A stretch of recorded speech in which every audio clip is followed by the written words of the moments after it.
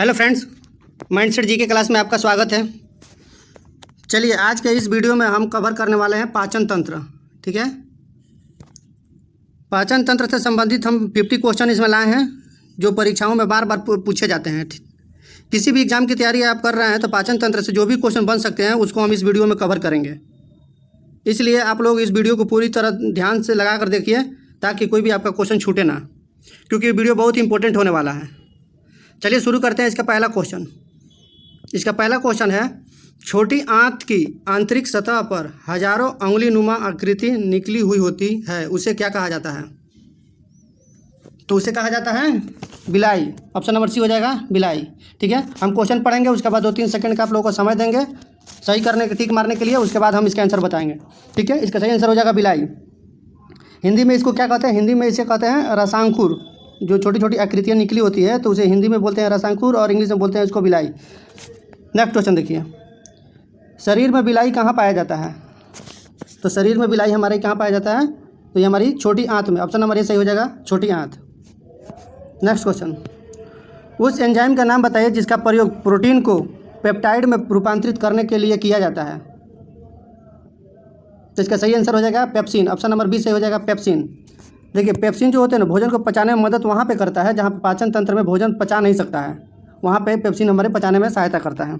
इसका मुख्य कार्य जो होता है पेप्टिन को पेप्टाइड में बदलना होता है। हमारी जीभा पर कौन सा अभिग्राही स्थित होता है?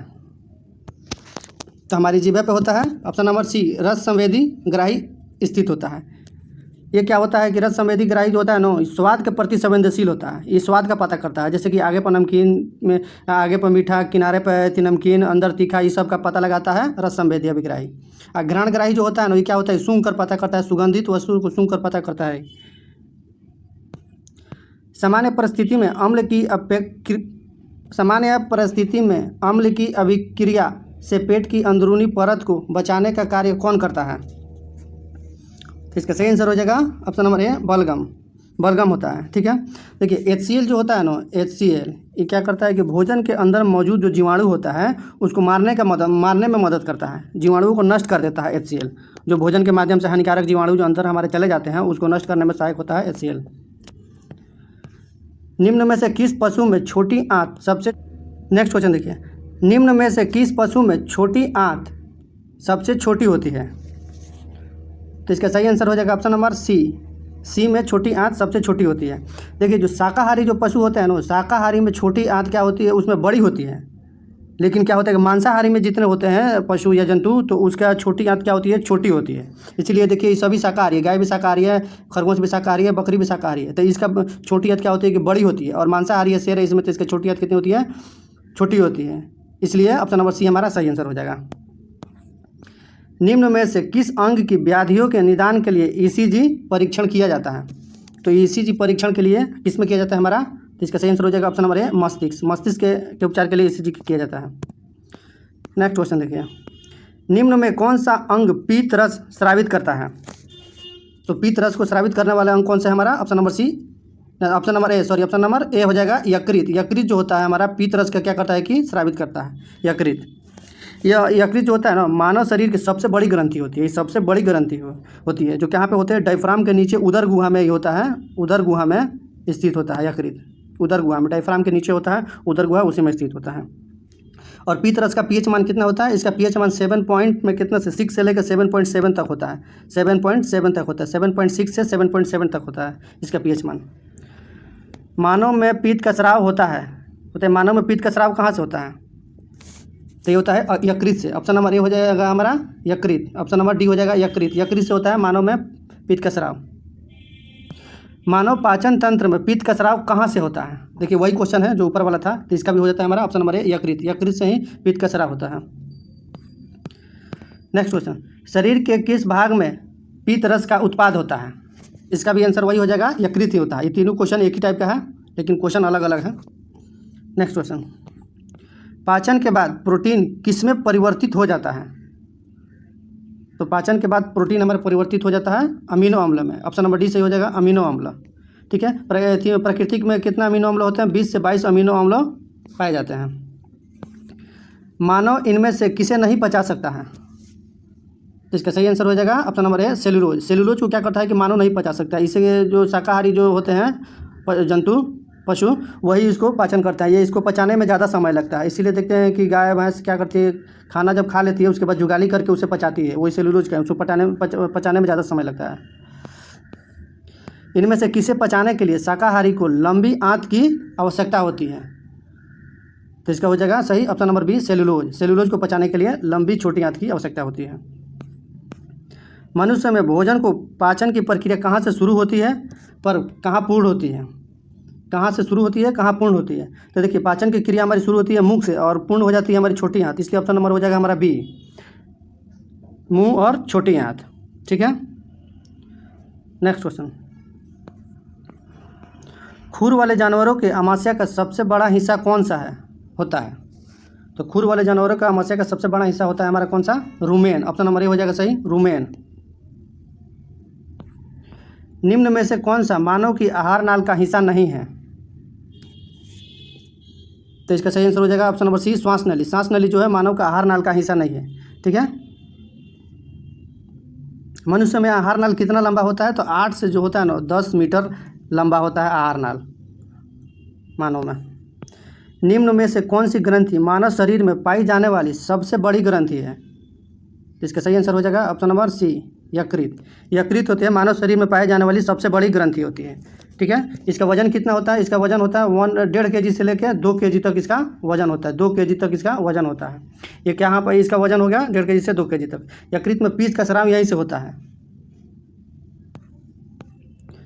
मानव शरीर में निम्न में से किसका आकार सबसे बड़ा होता है? वही क्वेश्चन है, तो इसका भी आंसर सही हो जाएगा हमारा ऑप्शन नंबर बी यकृत। मानव शरीर का सबसे बड़ा आंतरिक अंग कौन सा है? तो इसका भी सही हो जाएगा हमारा ऑप्शन नंबर ए यकृत ही। हमारा पेट निम्नलिखित में से किस अम्ल का उत्पादन करता है जो पाचन प्रक्रिया में सहायक होता है? तो इसका सही आंसर हो जाएगा ऑप्शन नंबर सी हाइड्रोक्लोरिक अम्ल। हाइड्रोक्लोरिक अम्ल का उत्पादन करता है। नेक्स्ट, पाचन में मदद करने के लिए शरीर में कौन सा एसिड प्रयोग किया जाता है? तो इसका भी हो जाएगा हमारा option number D hydrochloric acid. Option number D हो जाएगा हाइड्रोक्लोरिक एसिड। पाचन तंत्र के चरणों का निम्न में से कौन सा क्रम सही है? तो इसका सही हो जाएगा हमारा ऑप्शन नंबर डी अंतःग्रहण, पाचन, अवशोषण और उत्सर्जन। देखिए पाचन करें, हमारे शरीर की पाचन क्रिया 5 अवस्थाओं से होकर गुजरती है। ठीक है, 5 अवस्थाओं से। 1 नंबर में हो जाएगा हमारा अंतःकरण, 2 नंबर में हो जाएगा पाचन, और 3 नंबर में हो जाएगा हमारा अवशोषण, और 4 नंबर होता है स्वांगीकरण होता है। स्वांगीकरण हो गया, और 5 नंबर हो गया उत्सर्जन कहिए, चाहे उसको मल त्याग कहिए। नेक्स्ट क्वेश्चन, पाचन तंत्र के इनमें से किस अंग की आकृति अंग्रेजी वर्णमाला के अक्षर जे के समान होती है? तो इसका सही आंसर हो जाएगा ऑप्शन नंबर बी आमाशय। आमाशय की आकृति होती है जो जे के समान होती है। मानव शरीर में वसा का पाचन मुख्यतः कहाँ होता है? तो इसका सही आंसर हो जाएगा ऑप्शन नंबर सी छोटी आंत। छोटी आंत में वसा का पाचन होता है। मानव के आमाशय में कौन सा अम्ल उत्पन्न होता है? तो मानव के आमाशय में उत्पन्न होने वाला अम्ल कौन सा है? तो इसका भी हो जाएगा हमारा हाइड्रोक्लोरिक अम्ल HCl सही होगा। नेक्स्ट, निम्न में से कौन सा एंजाइम अग्नाशय द्वारा स्रावित होता है? तो इसका सही आंसर हो जाएगा ट्रिप्सिन। ऑप्शन नंबर सी हो जाएगा ट्रिप्सिन, जो होता है अग्नाशय द्वारा स्रावित होने वाला एंजाइम है। स्वादिष्ट भोजन देखकर मुंह में पानी आ जाता है, यह किस प्रक्रिया के कारण होता है? ठीक है, किस प्रक्रिया के कारण होता है? ये होता है हमारा स्नायु संबंधी प्रक्रिया। ऑप्शन नंबर बी हो जाएगा सही, स्नायु संबंधी प्रक्रिया। नेक्स्ट, निम्न जानवरों में किसकी अपेक्षाकृत लंबी आंत होती है? आंत है लंबी, किसकी आंत है? तो इसका सही आंसर हो जाएगा किसका? खरगोश के। ऑप्शन नंबर डी खरगोश। अभी बताया है कि जो शाकाहारी जंतु होते हैं उसकी क्या होती है? छोटी आंत बड़ी होती है। ठीक है, और मांसाहारी जानवर के जंतु के क्या होता है कि छोटी आंत छोटी होती है। तो इसलिए इसमें सब मांसाहारी तीनों है और एक है शाकाहारी, इसलिए इसकी छोटी आंत बड़ी होती है। दांतों में सड़न शुरू हो जाती है, यह मुंह का pH मान कितना से कम हो जाता है? तो मुंह का pH मान हमारा हो जाता है 5.5 से कम होने लगता है, तो दांत में क्या होता है कि सड़न शुरू हो जाता है। स्वाद का पता लगाने के लिए अभिग्राही को क्या कहते हैं? तो स्वाद का पता लगाने वाले अभिग्राही को रस संवेदी अभिग्राहक कहते हैं। Option number D. ये क्या होता है कि स्वाद का पता लगाता है। जैसे कि हम लोग जो खाते हैं तो हमारे आगे जीभ के आगे जो होता है मीठा का पता चलता है, किनारे पे नमकीन का पता चलता है, अंदर तीखा का पता चलता है, बीच में कुछ का पता नहीं चलता है। कार्बोहाइड्रेट, प्रोटीन और वसा का पूर्ण पाचन कहाँ होता है? तो ये तीनों का पूर्ण पाचन हो जाता है हमारा ऑप्शन नंबर सी, छोटी आंत में। छोटी आंत में कार्बोहाइड्रेट, प्रोटीन और वसा का पाचन होता है। प्रोटीन की कमी से निम्न में से कौन सी बीमारी होती है? तो प्रोटीन की कमी से होती है हमारा क्वासी-ओरकर होता है। ऑप्शन नंबर ए हो जाएगा क्वासी-ओरकर। बेरी किससे होता है? विटामिन बी की कमी से। रिकेट्स डी से। स्क्वर्गी विटामिन सी से। किस व्यक्ति के पाचन तंत्र की जांच करने के लिए इस्तेमाल किए जाने वाला यंत्र क्या कहलाता है? किसी व्यक्ति की पाचन तंत्र की जांच करने के लिए वाला यंत्र क्या कहलाता है? तो उस यंत्र का नाम है एंडोस्कोप। एंडोस्कोप से किसी व्यक्ति के पाचन तंत्र की जांच किया जाता है। निम्नलिखित में से कौन सा पाचन तंत्र का हिस्सा नहीं है? तो इसका सही आंसर हो जाएगा ऑप्शन नंबर बी, हृदय। हृदय जो है पाचन तंत्र का हिस्सा नहीं है। ये क्या वो दिल को धड़कने का सिर्फ काम करता है हृदय। अब आखिर तो यकृत हो गया हमारा, अमाशय हो गया और ये मुंह हो गया, ये सब क्या है? पाचन तंत्र का हिस्सा है, लेकिन हृदय पाचन तंत्र का हिस्सा नहीं हो जाएगा, इसलिए हमारा बी सही हो जाएगा। निम्नलिखित में से किसमें होमोडोंट दांत पाए जाते हैं? तो देखिए होमोडोंट दांत पाए जाते हैं इसमें मछली में। ऑप्शन नंबर ए सही हो जाएगा, मछली। मछली में होमोडोंट दांत पाए जाते हैं। डुडेनम किसका भाग है? तो डुडेनम हमारा होता है किसका भाग है? ये हमारी छोटी आंत। ऑप्शन नंबर ए हो जाएगा छोटी आंत। छोटी आंत का भाग होता है डुडेनम। ठीक है। दांत का इनेमल किससे बना होता है? तो दांत का इनेमल बनाता है हमारा कैल्शियम फास्फेट से। ऑप्शन नंबर डी हो जाएगा सही, कैल्शियम फास्फेट। कैल्शियम फास्फेट से बना होता है दांत का इनेमल। भोजन से प्राप्त ऊर्जा को कैसे मापा जाता है? तो उससे प्राप्त ऊर्जा को हमको मानते हैं कैलोरीज में। ऑप्शन नंबर ए सही हो जाएगा कैलोरीज। मानव शरीर का एकमात्र अंग जो पुनः विकसित हो सकता है, तो इसका सही आंसर हो जाएगा ऑप्शन नंबर सी, जिगर। जिगर खराब नहीं होता है, जिगर जो होता है पुनः विकसित हो जाता है। ऑप्शन नंबर सी, जिगर। एक मानव जीव में औसतन कितनी स्वाद कलिकाएं मौजूद होती है? तो मानव जीव में स्वाद कलिकाएं मौजूद होती है 2000 से लेकर 8000 तक। ऑप्शन नंबर ए सही हो जाएगा 2000 से 8000 तक। एक वयस्क मानव पूरा पाचन तंत्र यानी मुंह से गुर्दा तक कितना लंबा होता है? तो इसका पूरा पाचन तंत्र होता है हमारा 9 मीटर लंबा होता है। ऑप्शन नंबर डी सही हो जाएगा 9 मीटर। अब फीट में देखा जाता है तो कितना हो जाता है? 30 फीट। किस प्रक्रिया के द्वारा आहार नाल में भोजन जाता है? तो इसका सही आंसर हो जाएगा ऑप्शन नंबर ए, अंतःग्रहण। अंतःग्रहण के माध्यम से आहार नाल में भोजन जाता है। निम्न में से कौन सा मानव आहार नली का भाग नहीं है? तो इसका सही आंसर हो जाएगा ऑप्शन नंबर बी, वायु कोशिका। वायु कोशिका जो होती है आहार नाल का भाग नहीं है। बाकी तीनों मुंह, गुहिका, पित्ताशय और बणियात ये आहार नाल का भाग है। लार ग्रंथियों से एंजाइम स्रावित होता है। कौन सा एंजाइम लाल ग्रंथियों से स्रावित होता है? तो लाल ग्रंथियों से हमारा लाइपेज स्रावित होता है, लाल ग्रंथि से। ऑप्शन नंबर बी सही हो जाएगा लाइपेज। पाचन के बाद कार्बोहाइड्रेट को परिवर्तित कर दिया जाता है, तो इसको परिवर्तित कर देता है ग्लूकोज में। ऑप्शन नंबर बी सही हो जाएगा ग्लूकोज। पित्त के कार्य को डैश डैश कहा जाता है। पित्त के कार्य को क्या कहा जाता है? तो इसका सही आंसर हो जाएगा ऑप्शन नंबर ए, पायसीकरण। पित्त के कार्य को पायसीकरण कहा जाता है।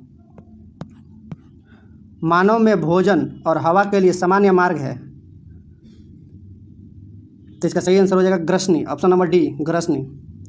यकृत कार्य करता है। यकृत कार्य करता है किसके लिए यकृत कार्य करता है? तो इसका सही आंसर हो जाएगा पाचन। ऑप्शन नंबर डी, पाचन के लिए, पाचन का कार्य करता है यकृत। शाकाहारियों को पचाने के लिए लंबी छोटी आंत की आवश्यकता होती है। दस किसको पचाने के लिए लंबी छोटी आंत की आवश्यकता होती है? तो इसका सही आंसर हो जाएगा हमारा option number B, cellulose. Cellulose को पचाने के लिए लंबी आंत की आवश्यकता होती है। मांसाहारी में क्या होता है? मांसाहारी के कंपैरिजन में शाकाहारी में छोटी आंत लंबी होती है। चलिए इस तरह से हमारा 50 क्वेश्चन कंप्लीट हो गया। Thank you.